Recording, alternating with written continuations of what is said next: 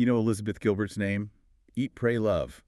Big magic books that have, well, they've touched millions, haven't they? Oh, absolutely. Inspired so much self-discovery, creativity. Exactly. Pushing us toward a more authentic life. But get ready, because her latest memoir, All the Way to the River, it takes us somewhere. Mm-hmm. Somewhere far more raw, I think. Definitely raw. Vulnerable too, but ultimately maybe profoundly liberating. Yeah, liberating. Though early reviews are calling it a sucker punch to your most sensitive parts. Wow. Okay, that tells you something, doesn't it? It really does.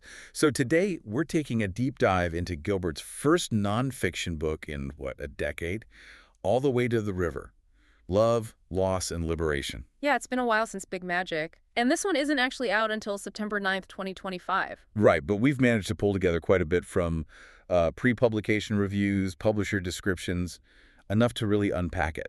To get a good sense of the core themes, the story, how people are reacting already. Exactly. And our mission here, for you listening, is really to pull out the most important insights from what sounds like a really powerful book. We'll look at her journey through love, loss, addiction. Understand why it's hitting such a nerve with early readers. And maybe figure out what lessons it might hold for, well, for anyone grappling with their own passions, their own cravings. It sounds like it touches on some universal struggles. Okay, let's really unpack this story. Yeah. So for many of us, Elizabeth Gilbert, she's almost synonymous with finding yourself, right? Living that creative life. Eat, Pray, Love especially. It really was a phenomenon, inspired millions to go on their own quests. But what's fascinating here, and what you're saying, is how All the Way to the River builds on that legacy, Yeah. but also departs from it. Significantly. Yeah, I think departure is the right word. It's 20 years after Eat, Pray, Love, a decade after Big Magic. She's returning the memoir, yes, but the focus, themes like love, loss, grief, liberation, Yeah.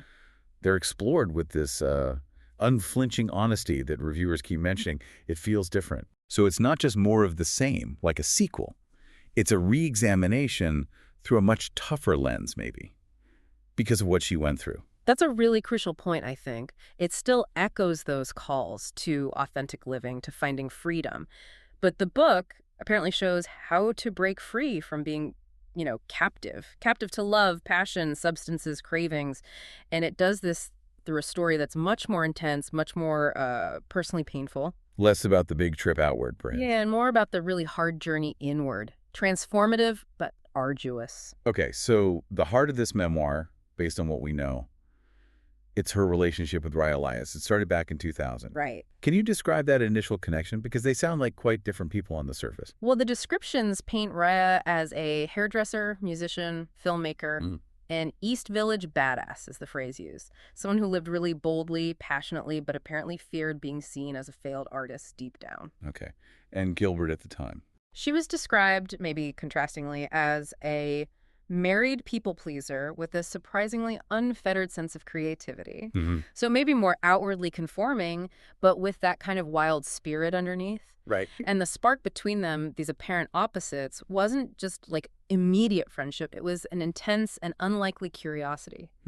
Like magnets with different poles, drawn to the contrast. Something like that. It seems they were really drawn to each other's energy. And what makes this story so compelling, I gather, is that it wasn't just this simple friendship to love arc. It was tangled up with struggles right from the beginning, maybe things unsaid. Absolutely. That seems key. They became friends, best friends, inseparable.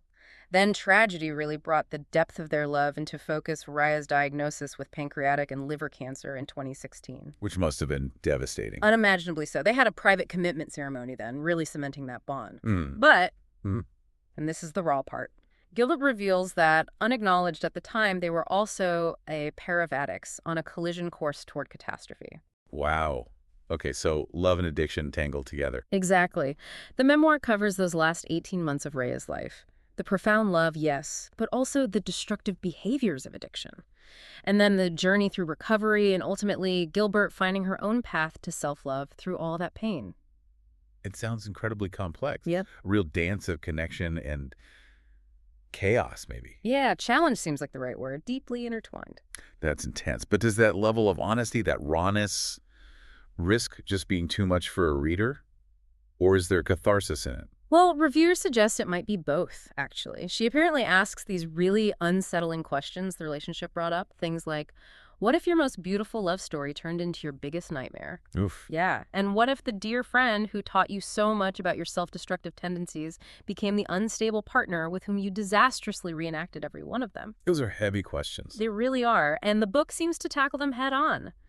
The catharsis, maybe, comes from facing those brutal truths alongside her.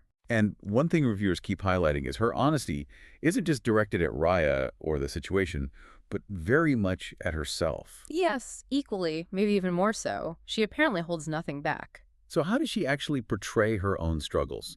What specifically is she confessing to? Well, the descriptions use words like searingly raw, bluntly confessional. It's an account of her own addictions, codependency, and instability. She lays herself open and bare, sharing experiences with her addiction to love, to sex, to codependency. Codependency. Can you unpack that a bit in her context for listeners who might not be familiar? Sure. In this context, it seems to describe that pattern where you sacrifice your own needs, your own identity, really, to manage someone else, often someone dealing with addiction or instability. And she seems to argue it's a destructive behavior that we don't always think of as addiction like we do alcohol or drugs. So she's challenging our definition of addiction itself. It sounds like it, really pushing us to see a broader spectrum of what addiction can look like beyond just substances. That's quite provocative. It is, and reviewers say she doesn't flinch from admitting her own failures. The book is called Absolutely Honest, about her being codependent, addicted to love, and her healing journey sounds multifaceted. It includes 12-step programs, but also a deep spiritual awakening and this idea of surrender. Surrender to what? A higher power. Yes, but it sounds like her idea of spirituality is quite personal, maybe unconventional, not strictly religious in a traditional sense. How's it described? Her higher power or God sounds very fluid, almost enigmatic. Descriptions like, not a king, not a judge, not a father, not a list of commandments, but an expression of extraordinary tenderness. Not a fact, but a knowing. That's quite poetic, almost mystical. It sounds like it. And this fluid spirituality isn't just passive belief, it's an ever-present force she engages with actively.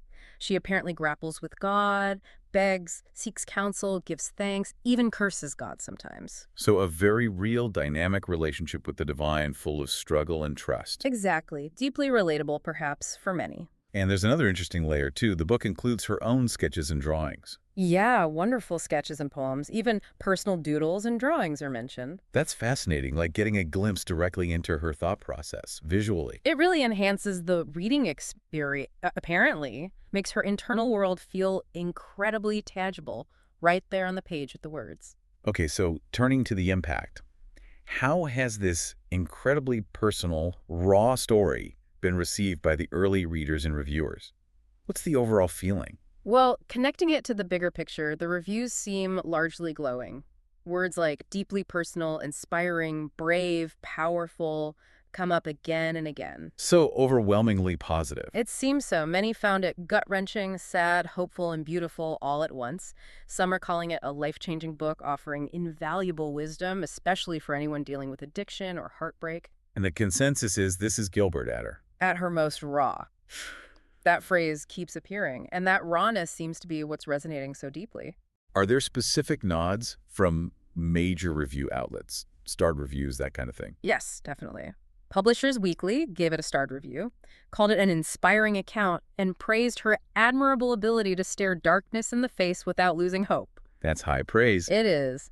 Bookwas also gave it a starred review, calling it a brave story with an ultimately hopeful outcome. And Crickets called it a worthy addition to the literature of addiction and recovery. So strong signals about its literary weight and emotional impact. For sure. But, even deeply personal books don't always land perfectly for everyone. Were there any dissenting voices?